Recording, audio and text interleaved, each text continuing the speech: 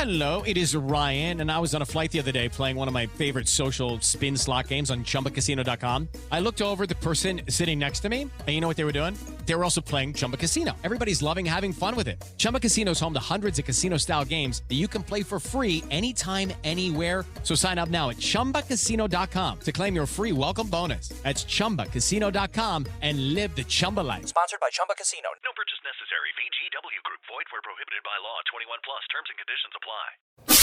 The following podcast is brought to you exclusively by the Rad Rob Radio Network. This is PBA champion Kyle Troop, and you're listening to Straight Up 5 with Johnny Petraglia Jr. As you know, JP Jr. used to be introduced as the sexiest man in bowling, and now the world. But he doesn't have the best hair in the world. I do. Sorry, bud, but you know the deal. Pick it out. Fear the fro, baby. Welcome to Straight Up 5 with Johnny Petraglia Jr. A hard-hitting, in-depth, cutting-edge look into the world of bowling. This podcast will not only cover all things bowling, but will also give you a raw look into real-life issues. You'll get unfettered access into the mind of one of the most gifted bowlers of this or any other generation.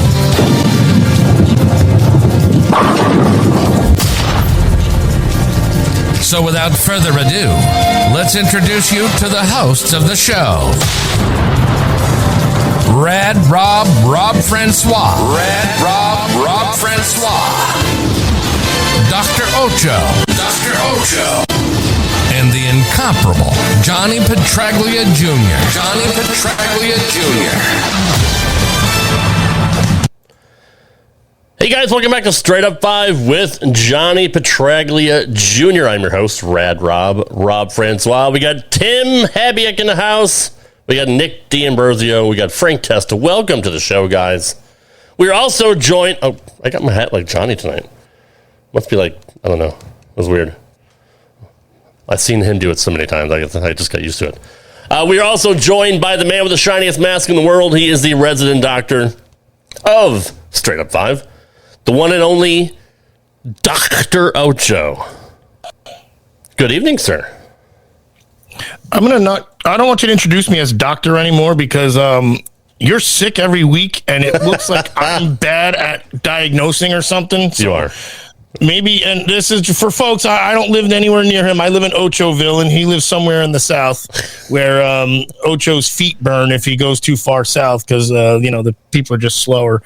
So just kidding, Southern folk. I love the South. I lived there for years, except for where Rob lives. So I'm not his doctor. He'd be here every week if I was. So just FYI. So I'm just gonna do this for a bit. You couldn't wait till Bear gets here to do that. Or Nicole. Don't matter. Okay, that's fine. I'm still sick, by the way, so thank you for not helping me. My ears. Thank you for not helping yourself. My ears are still infected. My right ear is blocked. My left ear is infected. So it's been fun. So the last time you guys saw me, I wasn't. I didn't see you. Well, I mean, I was here in voice and spirit. I nailed your name. Tim says, "Holy shit, Rob nailed my name right." Well, good for me. I'm actually kind of happy about that.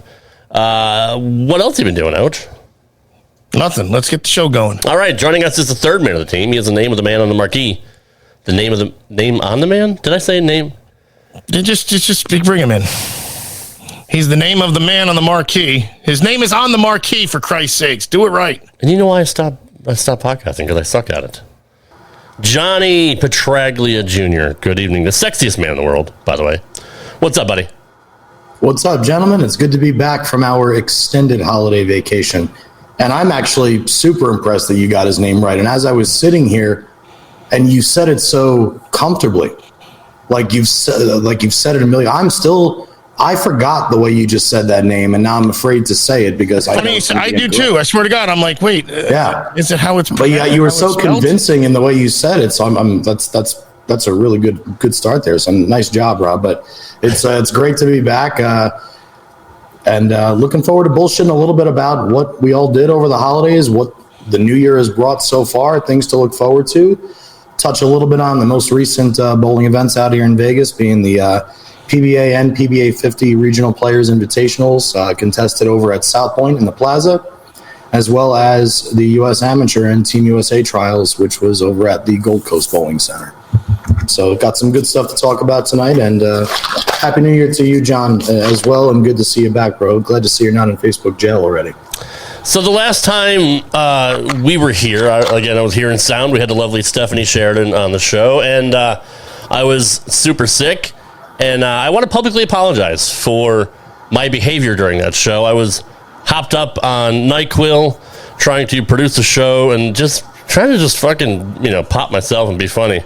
But obviously I was distracting during the show, and I also made an inappropriate comment about your best friend with your girlfriend in the chat. So I do apologize for that, Johnny. Inappropriate stuff.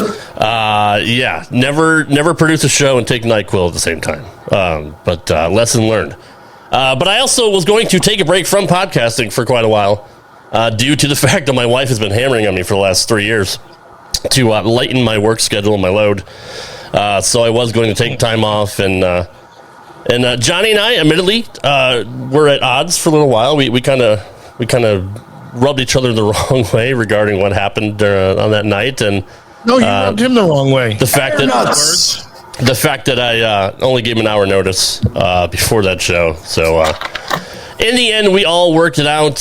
We worked out a way for me to keep doing this show. So we're back. But Johnny, I want to know, since you've been gone, what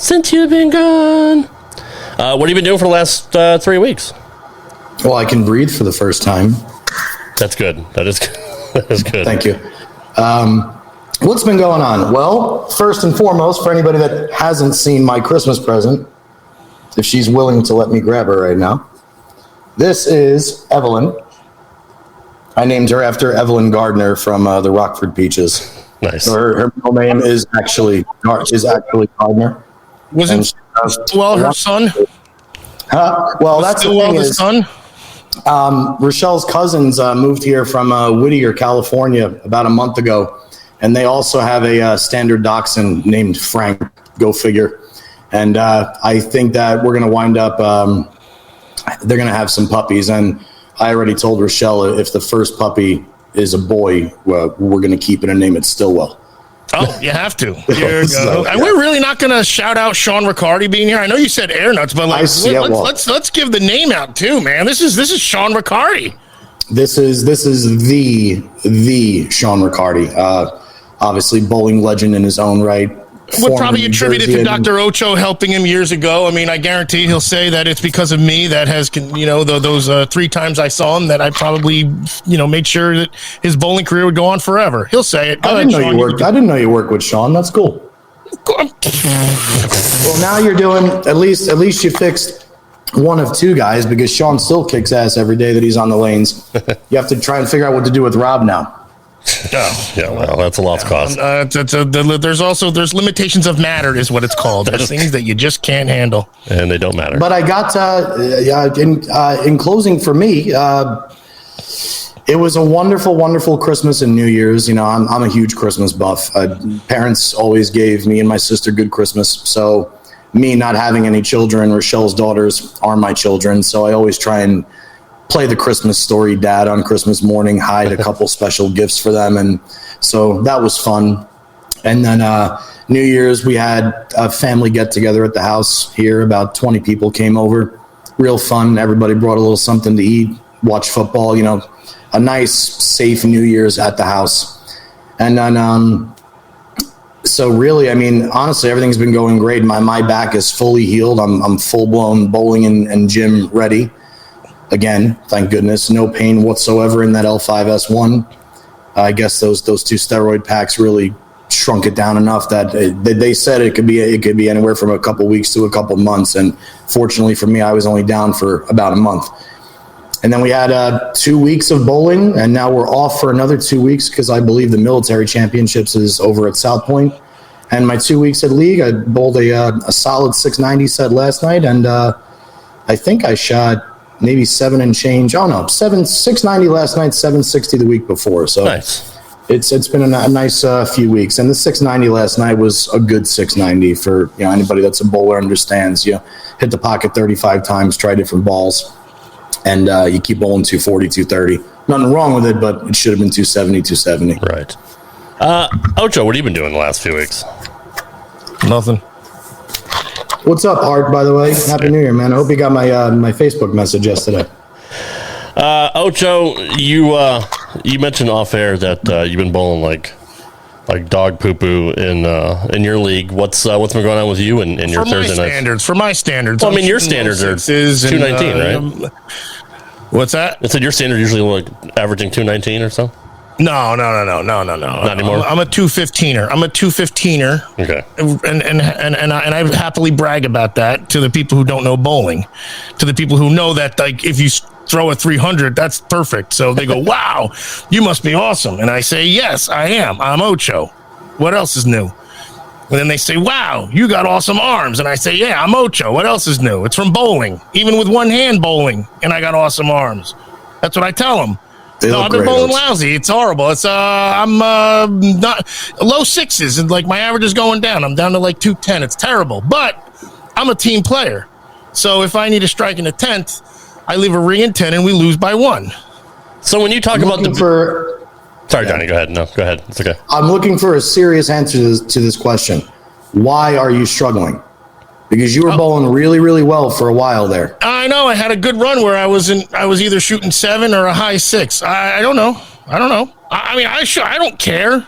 Probably that I'm. Are you observant enough to even have an idea? You have no clue. Yeah, I'm missing spares. It's a spare thing. That's all. I'm same thing. I'll hit the pocket, miss a 10 pin here and there, and then you miss one 10 pin, and then if you tug it once and you leave a split, and there's your game.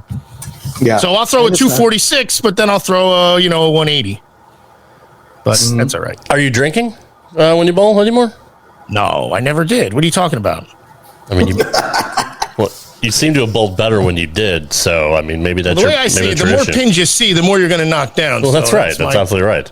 Well, that's my philosophy. You like to talk about the big red wiffle bat and how the house shot and the equipment have really kind of made it easy for leagues. So the fact that you're bowling like shit, does that mean you suck and you're lucky to have that? You're lucky to have that edge with the house shot. Well, am I really using the big red wiffle bat when my shit is from 2005 and 2008? I mean, that's fair. No, that's fair. No, you're absolutely not. I'm using the little yellow gimmick on the house shot, and I'm still. Well, then you're actually. Look, if I shoot a 630, I'm kind of bummed, which I shouldn't be. For me, I mean, what the hell? Well, this brings up the question, Johnny: is it the house shot or is it the equipment? I think I posed that question to our little Facebook chat either today or yesterday. Because people are bowling 300 all the time. I mean, amateurs are averaging 260, 270. Is it the equipment? Is it the lanes? Or is it both? I saw a post yesterday that somebody made. I can't remember who it was, but he was asking for a legit conversation. He wanted to have a conversation about, he doesn't care about, what's up, Joel? Happy New Year, bro. What's up, Joel? He doesn't care about astronomical numbers. He cares about astronomical numbers being too astronomical. I remember in whatever year the C-System Versamax came out, let's call it 2005, I bowled 858 at Carolier Lanes on 47 and 8, 279, 300, 279. And I won the Crystal Pin Award for Middlesex County, USBC, for the high series of the year. And to me, to this day, I remember those 3 games, like shot for shot, because it was such an impressive set to even me, Nowadays, I get on Facebook, and in 10 minutes of scrolling, I don't see 1 or 2 or 3. I see a dozen people saying, was fortunate enough to put 3 games together today and shoot 870. Oh, luckily came away with the win because I averaged 278 today. Yeah. Like when I averaged 272 at the 777 tournament for 7 games, I was beside myself. I couldn't fucking believe that it actually happened. 12 people out there a day in a Facebook scroller shooting 870, 860, 870 like it's absolutely fucking nothing. Yeah. Do I think it's the lanes? Partially, yes. Do I think it's the balls? Partially, yes. Do I think it's the advancement of technology, intelligence, understanding of the game? Yes. And what it all really boils down to is they're still throwing them at 3-pound, 6-ounce logs. They're making every single technological advancement. Everybody's learning how to reinvent this game. 2-handers are throwing it back up now. Everybody throws urethane on every pattern. Patterns virtually don't exist anymore. And when you put all of those things together, they're still shooting at the same 10 pins that are the same weight that they were 100 years ago. When the ball didn't hit nearly as hard. So a 16 or a 15-pound bowling ball at 200 revs hits probably like a 15-pound bowling, a 200 RPMs or whatever. But a 15-pound bowling ball at 450 or 500 revs is going to hit like a 20-pound object because it's creating that much more energy in it too. Between the revs, between the angles now that they hit at, and between the speed also with why aren't the pins heavier? I know we've had this conversation. We did, yeah. But like, why aren't the pins heavier? Shouldn't there be it's like inflation. Inflation is going up at an insane rate, and yet our market for our job isn't. And it feels like we're the pins and inflation is the bowling balls with these technologies. Dan, it was great to see you too last week. It was nice of you to stop by and see me at League, bro. And glad I could put some strikes together for you while you were there.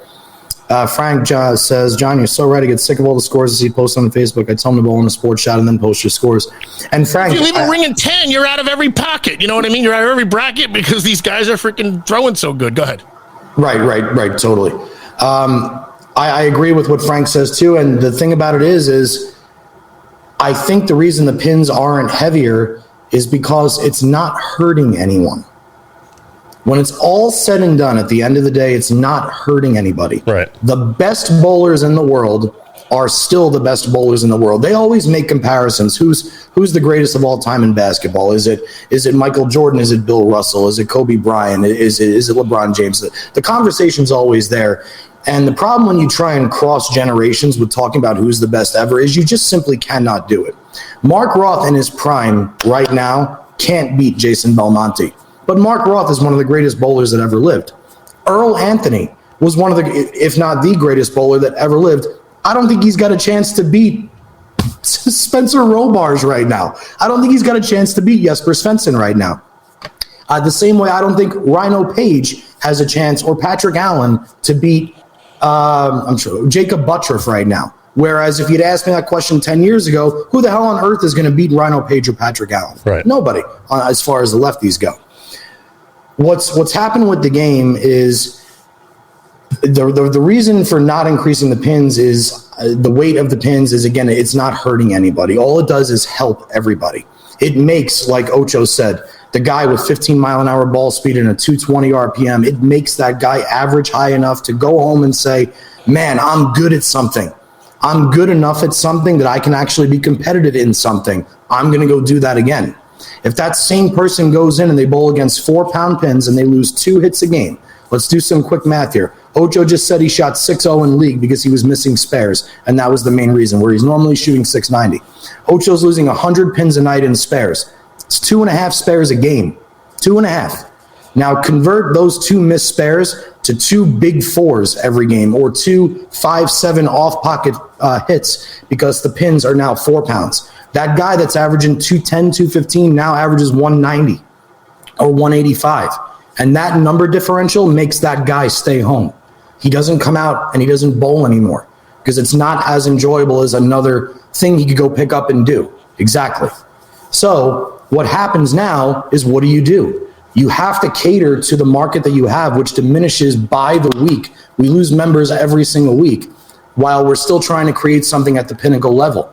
I don't necessarily disagree with the scores being astronomical on tour, but let's face more facts here. The same way you go and bowl on a house shot every week and bitch that the lanes are a little bit different this week. Oh, the lane men must have oiled from started on lane 1 instead of lane 32 this week. They're tighter down lane. Fucking move your feet 2 inches. It's okay, and you'll still figure out a way to average around what you average. And if you don't, we're going to shoot a few pins under average. It doesn't matter, right? PBA Tour, same thing. Those guys are bowling on the same patterns every week. They may call them something different. They may change the volume a little bit. There may be a little bit different topography in this bowling alley. This lane may have a different lane surface. It may be 5 degrees warmer here, 6 degrees colder there. It doesn't matter. They're still bowling anywhere between 35 and 48 feet every single week, and there's a certain kind of ball roll and game that matches up these days. And if you know how to do that, you are bowling league every week.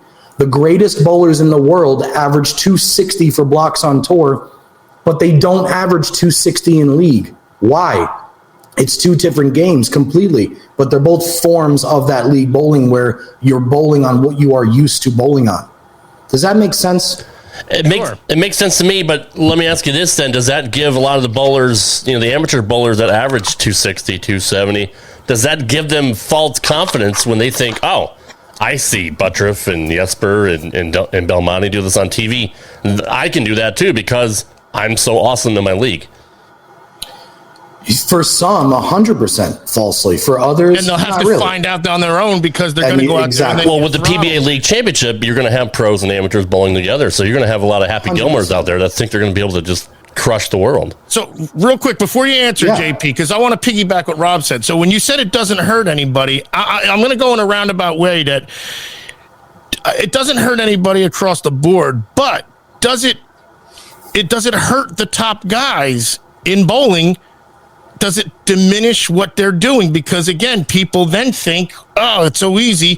Buttriff won a tournament bowling 235, and he only won 235 to 228. But the reality is, they bowl on the harder conditions, and they're so much more talented that it almost takes a little bit of their not credibility. It's like they should be even more revered for what they're doing, not just in bowling, but as in sports, really. Just to piggyback about what Rob said and then say, does it hurt anybody? I don't think they're hurting. They're still doing what they love, but I think it blows up some egos. Made it more. Yeah, I think it blows some people's egos up thinking, oh, well, shit, I can do that too.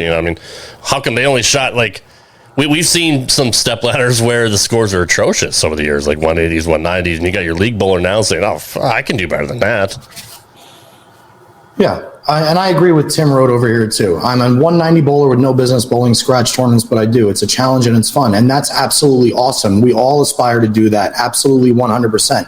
What you guys are saying about Jacob Buttriff is a bad example here because Jacob Buttriff wins everything. Right. Jacob Buttriff came out his first year on tour and he broke the regional win record for a season. I think he won like 12 regionals in a season. Something like that, yeah. He won 30% of the tournaments. And that should be looked at as like an amazing thing, not just amongst us, but amongst on Sports Center or something like that.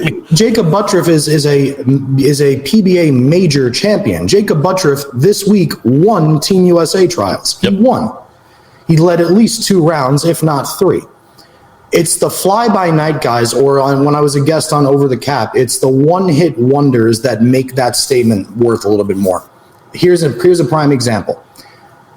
When I'm a prime example of the guy who is, I am the amateur that looks like I should be on the Pro Tour. And the reason I am not on the Pro Tour, and for anybody that's listening, here's about as real and true a statement that I could possibly say, and I wish more people could say this. I'm not good enough to go on the PBA Tour. I have tried to commit myself, and something is missing mentally, physically, at the bottom, speed, whatever it is. I have not figured out how to be successful on the PBA Tour. So as good of a bowler as I am, I have no chance against the world's elite when it comes to that. And I'll be the first to say that because it's the absolute truth, which is the same case for most amateurs that go and say, well, I think I can bowl 178 on this pattern with my purple hammer. I'm going to go give it a shot. It's why the USBC Masters gets 500 entries a year, and 300, or used to at least, and 300 of them are donations to the other 200 people that actually have a chance. And then the next year, and as the years roll on, the entries get a little bit lower and a little bit lower. Why? You're weeding out the guys who are donating because they know they can't win. Okay? They just flat out know they can't win. There are other people.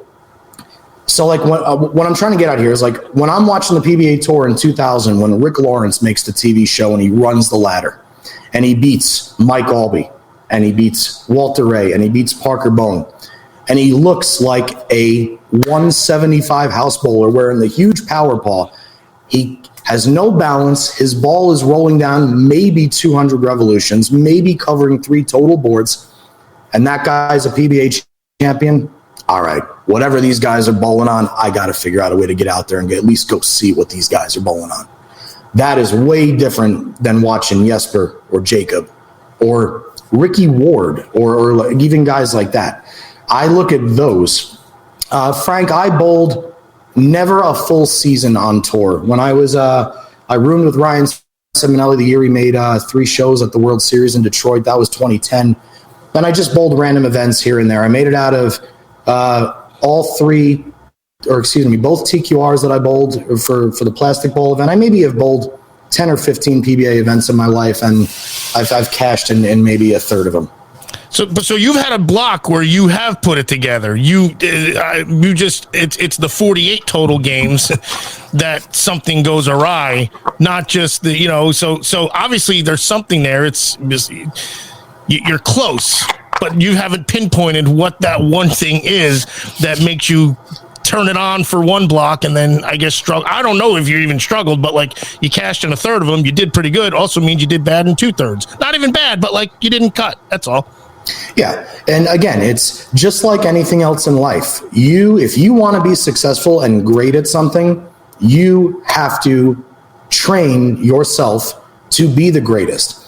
I'm a weightlifter. Everybody always teases me for always wearing Jay Cutler shirts. I wear Jay Cutler shirts because Jay Cutler won Mr. Olympia 4 times. I don't give a shit about the 300 guys selling every product under the sun on TikTok and telling me that I'm doing my bicep curls incorrectly or that if I want to target my lats more, I need to try this crazy ass fucking move. No, you know what, guys? I'm going to listen to the guy who won Mr. Olympia 4 times and dethroned Ronnie Coleman, who is Mr. Olympia. The greatest Olympian who won, what, 8 times Ronnie Coleman 8 did, times. I think? Yeah. I'm going to follow that guy because I want to learn what that guy has to say. I'm going to try and cater my life around the guy that does it the best. I don't have that same drive in bowling. I like to go bowl my league, have a few drinks with my buddies, mingle with everybody under the sun, and just be happy and free for 3 hours. And I happen to be a good enough bowler that people like to watch me, like to ask me questions, and I kind of like being the center of attention when I bowl because it's fun to have something to bullshit with people about. I don't want to go to 18 different cities and bowl every day and commit 100,000% of my time the way that I do with weightlifting. Did you think you were committed when you were on the tour that year, or when you bowled those events, or you were just like, let's see how I do? And okay, all right. I was in my mid-20s. So that's what's missing. There you go. I had money in the bank. I don't remember if my ex-wife and I were even dating at the time, but I was fun. I was carefree. I didn't go to bed at the times that I was supposed to. I was out and I was there more for the fact that I am now old enough to go out and party. Fuck you, Dave. You were traveling. Basically. I wanted to go hang out with my idols because I was old enough to hang out with them now. Like Brian Voss and Pete Weber and Steve Hoskins aren't coming over the house to have dinner once a year anymore while I'm 10 years old at my dad's tournament. Now I'm old enough, and if Lee Vanderhoff and Brian Voss and Amleto Monticelli want to go out to dinner and then they want to go check out a local club scene afterwards, I can go with those guys now. Oh my God, that's so cool. I can meet the proprietors of all these bowling centers in these different cities. I can go out and play golf with this group. I wanted everything to do with everything that comes with being in the bowling world. And if you fall subject to those demons, there's no way you're ever going to beat guys like Chris Prather and Kyle Troop and Anthony Simonson. And I accepted that. It took me a long time to accept it. And it fucking sucks when I'm actually out on the lanes and I'm bowling well. And I'm like, man, if I really committed my time to this, I could do this all the time. I could be pretty good at this. Like I'm not. Knowing in the back of your head, you just wouldn't. Like it's a fun thought to say to yourself because, like I said, you'll turn it on. You've told us like you can turn it on for those glimpses, and so it's there. It's just totally. 48 games is a lot more than 8. With all the knowledge that you have, Johnny, I mean, only bowled good in 8 games, but you get what I'm saying. With all the knowledge that you have, Johnny, it just were you ever frustrated that you couldn't take it to the next level? Because I mean, literally everything there is about a lane, a ball, the literally everything, like every nuance, every little aspect, the topography, the core, the revs, everything. It kills me. Yeah, it absolutely kills me. And you know what's crazy is simultaneously, while it's killing me, I'm also thrilled to be a part of what I'm experiencing as I'm getting older. Right. What I mean by this is I was a teenage phenom. I was supposed to be the next Petraglia. I was supposed to be on the father-son show, the father-son show. I was supposed to make TV shows. I was supposed to maybe follow in dad's footsteps and this and that, and I didn't. I could never get my brain straight.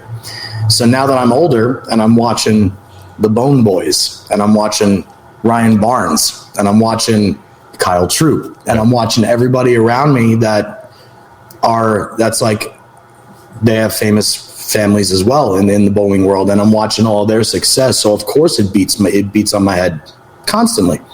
I think that happens to anybody that's envious or jealous of a situation that they couldn't get into themselves. Mm-hmm. And that's okay by me because I enjoy watching those guys having success as much as I could ever enjoy myself. Like watching my dad's 300 on television is worth way more than me ever getting the opportunity to do it. Right. You know, that's one thing that at least puts my mind at ease about it. But do I think about it daily? Do I feel like a washed up has-been sometimes? Absolutely. Who wouldn't? You know, who wouldn't? But what's cool about me is I figure out ways. You guys know me, I'm extreme ADHD. And when I do something, I do it 100% hardcore. So it's very, very easy for me to figure out something else to fill those voids. And at the end of the day, for me, camaraderie, meeting new people, and having something to do every single day and be scheduled in some construct is what weightlifting brought for me. And now when I go bowling, I'm way more relaxed when I'm at the bowling alley because I don't think about all that other shit. What's up, Keegan? At what point, Johnny, did you make that kind of decision in your head? Like, all right, this is where I'm at in my life. I'm not going to be where I thought I was maybe 10, 15, 20 years ago. When did you just kind of accept things for the way they are? Or have you? I'm not sure I have yet. Okay. I will tell you that I am starting to get a little bit older mentally, and my priorities are a little bit straighter these days. So thanks, Rosie. I love you too. And things are good. So mentally, I'm thinking straight again, which is awesome. But everything I'm saying today is really 100% truth, and it's actually kind of a good topic that we brought up here tonight. You're on fire tonight, for sure. Ocho, when did you come to the realization that you suck at everything? Ocho, I mean, isn't anything I can't do. No, there is nothing that. No, there's nothing that Ocho can't do. Absolutely. Rob, I don't know when it happened, but I would say it started diminishing probably. It started to go away in college bowling. Because up until college bowling, I was awesome. I was a teenage phenom. I was a record setter in New Jersey in high school. I out-averaged the entire state by 14 pins a game. I want you to think about that, guys, for my entire high school career. 14 pins a game. And then once I got into college, I had to learn how to do one of a few different things. And at this time, remember, there was no two-handers. I don't think there was any no-thumbers. But I had to learn how to play the gutter. I had to learn how to get all the way against the gutter. I had to learn how to soften my hand. I had to learn how to kick my hand out of it because at that time, if you were left-handed, you really needed to be gentle at the bottom. And I am so inaccurate when I'm gentle. The faster I go and the faster shit is happening, the better I am. Mm-hmm. It's like decelerating in golf. Exactly. I would rather operate a car at 120 miles an hour than have to keep it between the lines going 25. I would rather swing out of my shoes on the golf course so I don't even have to think about a possible hitch in my swing in the backswing. I would rather get under the weight and not give myself enough time to even second guess that the weight is too much for me and just start pushing. Like I need to. You're taking your brain out of it is what you're trying to do, really. I mean, with you're going with talent, instinct, and comfort, which that's how most people start, and that's how they learn, and then they tinker off of that. So I get it. Exactly. Well, John, Kobe would practice threes and practice shooting for 5, 6, 7 hours, just shooting. if you had the time like that to put towards it and just practice and practice and practice, reps and muscle memory. I mean, I assume with that and the knowledge, there's no reason why you couldn't be at that level. Some things, real quick. I just saw, Brad. Can you scroll back to Tommy Dutcher's quote? I didn't know. There he is. Yep. It's funny that Dutch writes that, because Tommy was one of the best hitters when we were kids. And I remember the first time I ever had to pitch against him. And my dad gave me a little pep talk and just said, they tell you not to throw it 100% if you're trying to save your arm for X amount of innings. And he said, just rear back for those 3 or 4 pitches and just give that son of a gun everything you got. So I remember that. But I was a first baseman in baseball. I loved playing a position that shit was coming at me fast. I liked it. But what were we talking about before I saw Tommy's comment? Practice, getting the reps, taking the knowledge, and just getting that muscle memory and knowing that you're in the zone. Why couldn't you do it? As I've gotten older, I try and use my strengths to something that could actually be a little bit more lucrative these days. I have learned other trades that, quite honestly, you can do half the amount of work in for twice the amount of return. Mm-hmm. And in the bowling world, there are certain things that you have, just like anything, you have to accept certain things. Weightlifting, you have to accept that certain people have better genetics than you, better muscle symmetry, right? Doesn't mean you can't be beautiful, right? But in the sport of bowling, I am comfortable in saying factually that no matter how many reps I take and spares I shoot and all this other shit, that I will never be better than Jason Belmonte. Ever. Or Anthony Simonson. Or Parker Bone III. Yeah. I just will never be better than those guys, which is okay. It's 100% okay by me. Not being better than the top 100 bowlers ever isn't a bad thing. If you're ranked in the 200 of the world, that's still not bad. But it's also a saying that I'm not going to get there.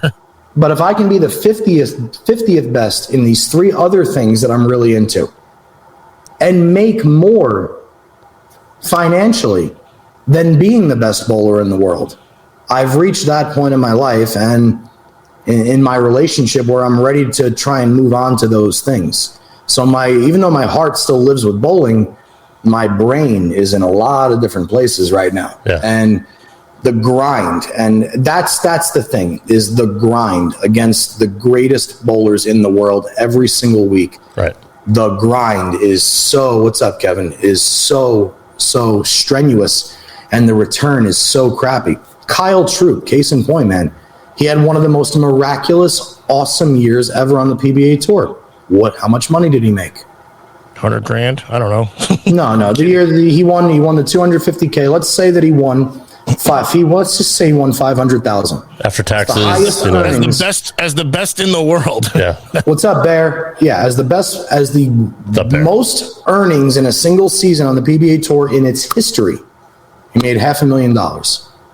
Now, let's subtract the $40,000 or some odd dollars that it costs for the year to actually be on tour.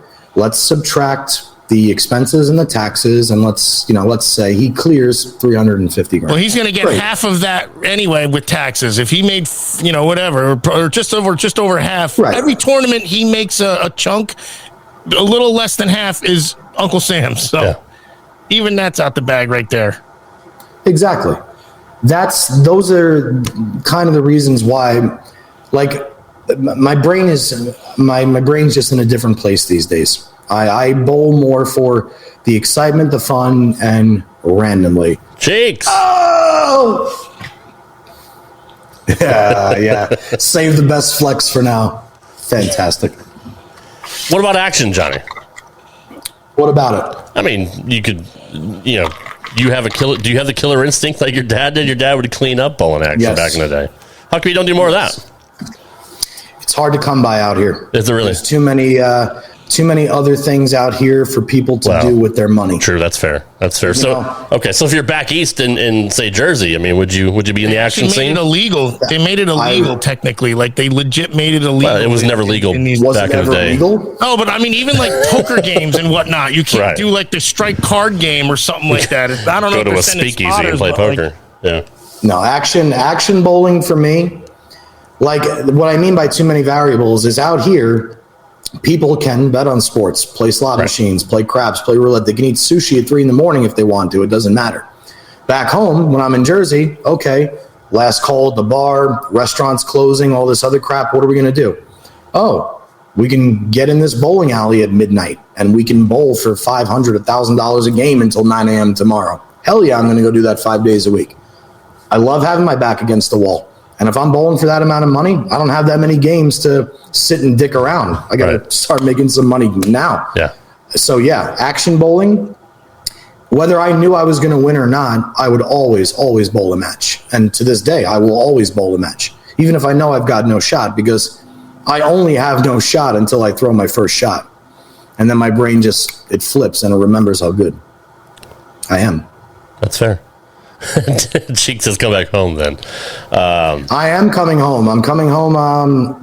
Well, Dad will never see this, but I'm going to fly home and surprise Dad for his 76th birthday. Awesome. On March 3rd. Nice. You should live stream that when you walk in the house. I should. Yeah, you should. I'll do that, and then I got USBC Nationals a few weeks later in Reno. Nice. Oh, it's in Reno this year? It is. Can't wait to go back to that shithole. Right? That's what I'm saying. Like, wow. I can't believe they moved it. God. Ocho. How cool. Our dads have the same birthday. Ocho, are you going to bowl the Nationals? Indiana, if you say 1947, then that's going to be crazy. Is it 1947? That would be crazy. My dad's really old. I don't think your dad would be that old. Dad's ancient. We got a couple of minutes here as we wrap it up. I'd be remiss if I didn't talk about the loss that we had recently. And I know your buddy Mike Val covered it, I believe, this week on the show. Dave Davis passed away. PBA Hall of Famer died at 80 years old. Did you ever get a chance to meet him? And I'm assuming your dad and him were friends. They're, several times. Yeah. He was a true gentleman, hysterical, funny man, 18-time PBA champion. And I always hated his fucking game. that collapsible elbow in the backswing, and then that really straight. It looked great, but I just couldn't stand it. I love you, Dave, and we miss you terribly. But I had to throw a little comic relief in there. It was so relaxing, so long, and so elongated. But it's like, how do you put anything on the ball? And anyway, it doesn't matter. No, it's true. We miss you, Dave. That's true. And congrats to Troy Lint, who won the 2022 PBA, 2023 PBA 50 Regional Players Invitational title. I know Stephanie was very excited about that. She was all over Facebook on it. But that is not only our lifelong friend, but our Nationals teammate as well. Yeah, so that was amazing. Awesome. Yeah, and he did it. When Dan Babcock popped in earlier, Troy also came to league because he won it that afternoon. I was unfortunately working; I couldn't go see, but he came to watch me bowl league that night, and he was sick as a dog, man. He said he was fighting a bug the entire week he was here. Wow! And not for nothing, softer ball speed in that arena as the week progresses ain't such a bad thing. So even if he was down maybe a half mile to a mile an hour, wasn't going to hurt him that badly. So it was pretty awesome to see, my boy Troy win. And obviously while we're on it, let's also send our congratulations to Patrick Dombrowski for winning the Young Guys Regional Players Invitational. One of our past guests, a huge congratulations to Brianna Clemmer for winning Team USA Trials, which she predicted that she really wanted bad when she was on the show. She did, yeah. There you go. There's a prime example. She knew on our show what she had to do to win trials. Yeah. So she obviously did exactly what she had to do and won trials. I don't have that. Brianna Clemmer has what I don't have when it comes. That's a perfect comparison. I mean, she did well overseas. Yeah, she did well overseas. She was pumped to go out there and bowl for Team USA, and then here with the trials. I mean, she just she's on a roll right now, and so is obviously your buddy Jacob Buttriff, who's just killing it. I always marvel at his release because it's just so awkward. You ever talk to him about why why that's his style? Butters? Yeah. I don't know if I know double jointed is not a real thing, but he can definitely get his hand in a position that nobody else can. Right. So it's virtually impossible for him to ever cut it short or thumb it down. Yeah. So 95% of the shots he throws go directly to his target, and his strike percentage is insanely high. The last thing that I have to say about the winners or the selections, talk about repping your new business. The Bone and Russo family opened Rev Rates, the facility inside Howell Lanes, about a year ago. And Matt Russo, Brandon Bone, and Justin Bone are all on Team USA this year. That's amazing. That's fantastic. You guys think you want to go train somewhere, make sure you stop at Rev Rates in Howell. Absolutely. 3 Team USA members. That's pretty sick. No better advertisement than that, right? I mean, that's amazing what they've done. And it sure is. Yeah. It's absolutely awesome. We're very happy for them. So, all right, guys, we're going to wrap it up here for this week. Johnny, if you remember, what's your Twitter handle? It's still at JPJR07, and I've still never seen it. Ocho, what's your handle? No, I've never seen it. At the Dr Ocho. I am at Rad Rob Gaming. Thank you, everybody, for joining us this week here on Johnny's Facebook page, our YouTube channel. We're also streaming live on my Twitter and our show Twitter page at Straight Up 5 POD. Give us a follow there as well. And we'll be back next week for another edition of Straight Up 5 with Johnny Petraglia Jr. Good night, everybody. Later. Thanks for listening to this edition of Straight Up 5 with Johnny Petraglia Jr. You can follow the show on Twitter at Straight Up 5 Pod. Follow Johnny Jr. at JPJR07. Follow Rad Rob at Rad Rob Gaming. And follow Dr. Ocho at the Dr. Ocho. Got a question for Johnny? Send your questions to straightup5podcast@gmail.com. We'll see you next time for another edition of Straight Up 5 with Johnny Petraglia Jr. Right here on the Rad Rob Radio Network.